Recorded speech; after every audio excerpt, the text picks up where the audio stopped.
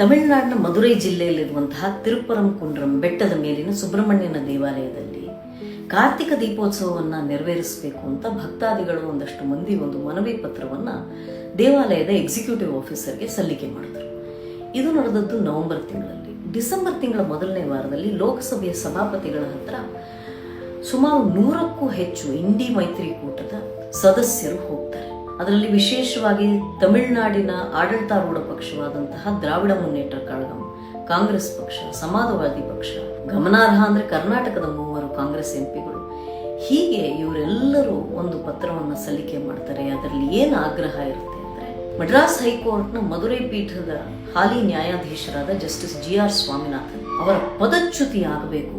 ಸಿಕಂದರ್ ದರ್ಗಾ ಯಾವುದು, ತಿರುಪರಂಕುಂಡ್ರಂನ ವಿವಾದ ಏನು, ಕಾಂಗ್ರೆಸ್ ಮತ್ತು DMK ತಮ್ಮ ಹಿಂದೂ ವಿರೋಧಿ ನೀತಿಯನ್ನು ಅನುಸರಿಸ್ತಾ ಅತ್ಯಂತ ಅಸಾಂವಿಧಾನಿಕ ರೀತಿಯಲ್ಲಿ ಓರ್ವ ನ್ಯಾಯಾಧೀಶರ ಪದಚ್ಯುತಿಯನ್ನ ಕೇಳುವಂತಹ ದುಸ್ಸಾಹಸವನ್ನ ಮಾಡ್ತಾ ಇರೋದು ಯಾಕೆ? ಇವೆಲ್ಲವನ್ನ ಅರ್ಥ ಮಾಡ್ಕೊಳ್ಳೋ ಪ್ರಯತ್ನವನ್ನ ಮಾಡೋಣ. ನಾನು ಇದನ್ನ 4 ಬಗೆಯಾಗಿ ಅಥವಾ 4 ಹಂತಗಳಾಗಿ ವಿಂಗಡಣೆಯನ್ನು ಮಾಡ್ತೀನಿ. ಒಂದು, ಹಿಂದೂ ಧಾರ್ಮಿಕ ಸಮಸ್ಯೆಗಳು ಅಂತ ಬಂದಾಗ ಅಲ್ಲಿ ಸ್ಥಳ ಪುರಾಣವನ್ನು ನಾವು ಅರ್ಥ ಮಾಡ್ಕೋಬೇಕು. ಹಾಗಾಗಿ ಪೌರಾಣಿಕವಾಗಿ ಆ ದೇವಾಲಯ ಎಷ್ಟು ಪ್ರಾಚೀನವಾದ್ದು ಅನ್ನೋದನ್ನ ಅರ್ಥ ಮಾಡ್ಕೋಬೇಕು. ನಂತರದಲ್ಲಿ ಸಿಕಂದರ್ ದರ್ಗಾನ ಪ್ರಸ್ತಾಪ ಯಾಕಾಗುತ್ತೆ, ಹಾಗಾಗಿ ಇತಿಹಾಸವನ್ನು ಅರ್ಥ ಮಾಡ್ಕೋಬೇಕು. ಆಮೇಲೆ ಕಾನೂನಾತ್ಮಕವಾಗಿ ಏನೇನು ನಡೆದಿದೆ ಅನ್ನೋದನ್ನು ನಾವು ಅರ್ಥ ಮಾಡ್ಕೊಳ್ಳೋಣ. ಕೊನೆಯದಾಗಿ ಇದರಲ್ಲಿರೋ ರಾಜಕೀಯ ಏನು. ಮೊದಲಿಗೆ ನೋಡಿ, ಹಿಂದೂ ಧಾರ್ಮಿಕ ವಿಧಿವಿಧಾನಗಳನ್ನು ನಾವು ಅರ್ಥ ಮಾಡ್ಕೋತಾ ಹೋದಾಗ ಅನೇಕ ಪದರಗಳಲ್ಲಿ ನಮಗೆ ಉತ್ತರಗಳು ಸಿಗ್ತವೆ. ಮೊದಲಿಗೆ ಸ್ಥಳ ಪುರಾಣ ಅಂತ ತೆಗೆದುಕೊಳ್ಳೋದಾಗಿದ್ದರೆ 6 ಪಡೈ ವೀಡು. ಸುಬ್ರಹ್ಮಣ್ಯನಿಗೆ ಷಣ್ಮುಖ ಅನ್ನೋ ಹೆಸರು ಇದೆ ಅಲ್ವಾ, 6 ಮುಖಗಳನ್ನು ಹೊತ್ತವನು ಅಂತ. ಹಾಗಾಗಿ 6 ಪಡೈ ವೀಡು ಅಂತ ತಮಿಳುನಾಡಿನಲ್ಲಿ 6 ವಿಶೇಷವಾದ ಬೆಟ್ಟಗಳ ಮೇಲಿನ ತೀರ್ಥ ಸ್ಥಳಗಳಿವೆ. ಅದರಲ್ಲಿ ಮೊದಲನೆಯದು ಆದಿಸ್ಥಳ ಈ ತಿರುಪರಂಕುಂಡ್ರಂ ಅನ್ನೋದು ಪುರಾಣದಲ್ಲಿ ಉಲ್ಲೇಖವಾಗಿರುವಂಥದ್ದು. ಇನ್ನು ಪರಂಪರೆ ಅಥವಾ ನಮ್ಮ ಸಂಸ್ಕೃತಿ ಅಂತ ತೆಗೆದುಕೊಳ್ಳೋದಾಗಿದ್ದರೆ, ಹಲವು ವರ್ಷಗಳಿಂದ, ಪ್ರಾಯಶಃ ಸಾವಿರಾರು ವರ್ಷಗಳಿಂದ ಕಾರ್ತಿಕ ಮಾಸದಲ್ಲಿ ದೇಶಾದ್ಯಂತ ಸುಬ್ರಹ್ಮಣ್ಯನ ಆರಾಧನೆ ನಡೆಯುತ್ತೆ ಅಲ್ವಾ. ನಮ್ಮಲ್ಲೂ ನಡೆಯುತ್ತೆ ಷಷ್ಠಿಯ ದಿವಸ. ಇದು ಅಲ್ಲಿ ನಡೆದು ಬಂದಿರುವಂತಹ ಪರಂಪರೆ. ಇನ್ನು ಇತಿಹಾಸವನ್ನು ತೆಗೆದುಕೊಳ್ಳೋದಾಗಿದ್ದರೆ 1335ರಿಂದ 1378 ಅಂದರೆ 43 ವರ್ಷಗಳ ಕಾಲ ಮಧುರೈ ಸುಲ್ತಾನರು ಆ ಭಾಗವನ್ನು ಆಳ್ತಾರೆ. ಇವರು ದೆಹಲಿ ಸುಲ್ತಾನರಿಂದ ಬೇರ್ಪಟ್ಟಂತಹ ಒಂದು ಗ್ರೂಪ್. ಈಗ ನೋಡಿ, ಕರ್ನಾಟಕದ ಒಂದು ಕನೆಕ್ಷನ್ ಬರುತ್ತೆ ಐತಿಹಾಸಿಕವಾಗಿ. ಹೊಯ್ಸಳ ಸಾಮ್ರಾಜ್ಯದ ಬಹಳ ದೊಡ್ಡ ಸಾಮ್ರಾಟ ಮುಮ್ಮಡಿ ವೀರಬಲ್ಲಾಳ ದ್ವಾರ ಸಮುದ್ರದಿಂದ ಆತ ತನ್ನ ಸಾಮ್ರಾಜ್ಯವನ್ನು ಆಳ್ತಾ ಇರ್ತಾನೆ. ಅವನು ಬಹಳ ದೊಡ್ಡ ಪರಾಕ್ರಮಿಯಾಗಿರ್ತಾನೆ, ಹಿಂದೂ ಸಂರಕ್ಷಕ ಆಗಿರ್ತಾನೆ. ಉತ್ತರದಿಂದ ಬರುವಂತಹ ಮೊಹಮ್ಮದ್ ಬಿನ್ ತುಘಲಕ್ ಅವನ ಸೈನ್ಯ ದೇವಗಿರಿವರೆಗೂ ಬಂದಿರುತ್ತೆ, ಅವರನ್ನು ಎದುರಿಸ್ತಾ ಇರ್ತಾನೆ. ದಕ್ಷಿಣದಲ್ಲಿ ಈ ಮಧುರೈ ಸುಲ್ತಾನರನ್ನು ಜಲಾಲುದ್ದೀನ್ ಅನ್ನುವಾತ ಮೊದಲ ಸುಲ್ತಾನ. ತದನಂತರದಲ್ಲಿ ಗಿಯಾಸುದ್ದೀನ್ ಅನ್ನುವಾತ ಒಬ್ಬ ಬರ್ತಾನೆ ಸುಲ್ತಾನ. ಅವನನ್ನು ನೀವು ಸುಲಭವಾಗಿ ಟಿಪ್ಪು ಸುಲ್ತಾನನಿಗೋ ಔರಂಗಜೇಬ್ಗೋ ಹೋಲಿಸಬಹುದು. ಅತ್ಯಂತ ಕ್ರೂರಿಯಾಗಿರ್ತಾನೆ, ಹಿಂದೂ ವಿರೋಧಿಯಾಗಿರ್ತಾನೆ, ದೇವಾಲಯಗಳನ್ನು ಧ್ವಂಸಗೊಳಿಸ್ತಾನೆ, ಮತೀಯ ಪರಿವರ್ತನೆಯನ್ನು ಮಾಡ್ತಾನೆ, ಸಾವಿರಾರು ಹಿಂದೂಗಳ ಮೇಲೆ ದೌರ್ಜನ್ಯವನ್ನು ಎಸಗುತ್ತಾನೆ ಗಿಯಾಸುದ್ದೀನ್. ಈ ಗಿಯಾಸುದ್ದೀನ್ ವಿರುದ್ಧ ಸಮರ ಸಾರೋದು ಮುಮ್ಮಡಿ ವೀರಬಲ್ಲಾಳ 14ನೇ ಶತಮಾನದಲ್ಲಿ. ಸಾಮ್ರಾಟ ವೀರಬಲ್ಲಾಳ ಇನ್ನೇನು ಗೆಲ್ಲಬೇಕು, ಆ ಹಂತಕ್ಕೆ ಸಮರ ತಲುಪಿರುತ್ತೆ.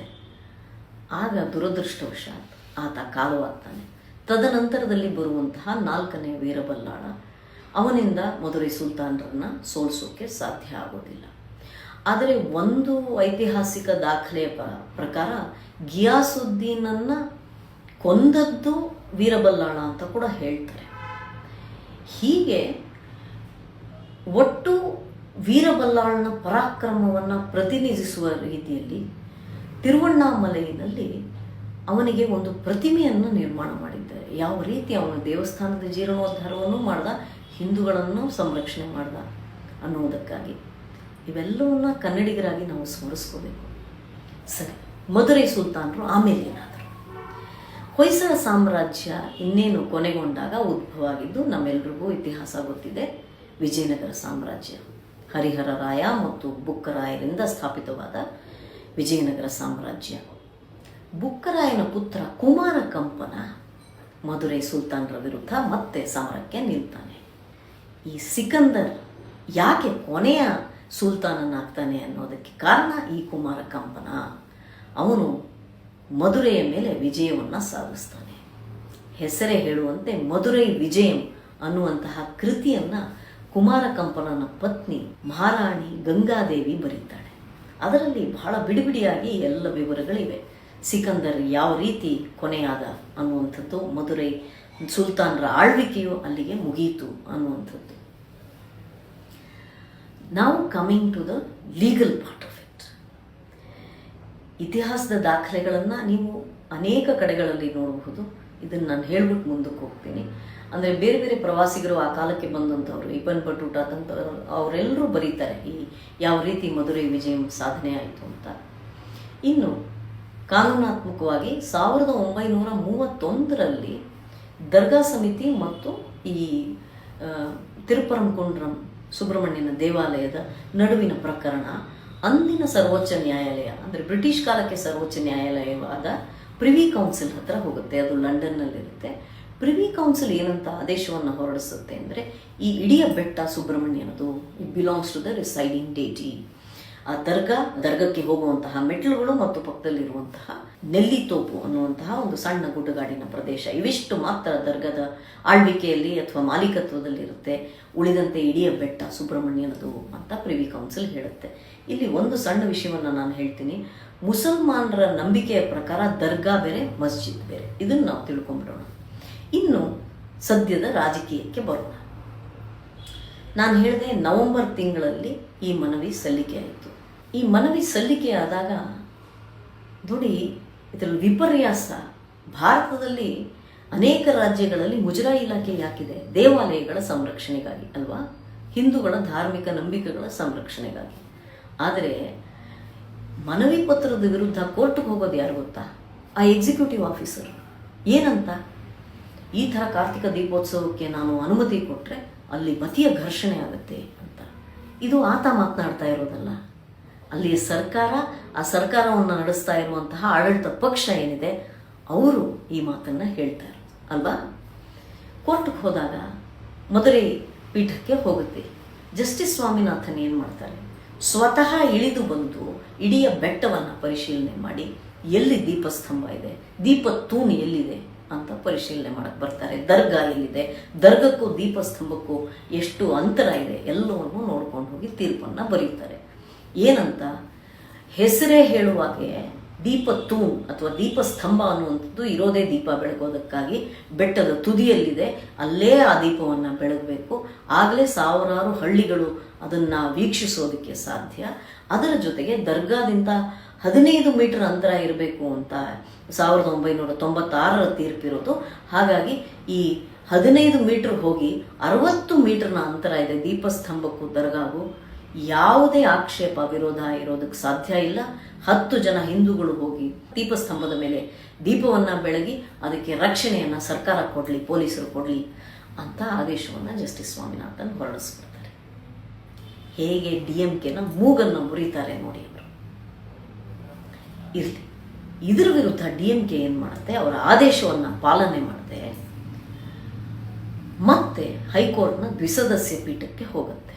ಆ ದ್ವಿಸದಸ್ಯ ಪೀಠ ಈ ಏಕಸದಸ್ಯ ಪೀಠ ಏನಿದೆ, ಮಧುರೈನ ವಿಶೇಷ ಪೀಠ ಏನಿದೆ, ಅಲ್ಲಿಗೆ ಪ್ರಕರಣವನ್ನು ವಾಪಸ್ ಕಳಿಸುತ್ತೆ.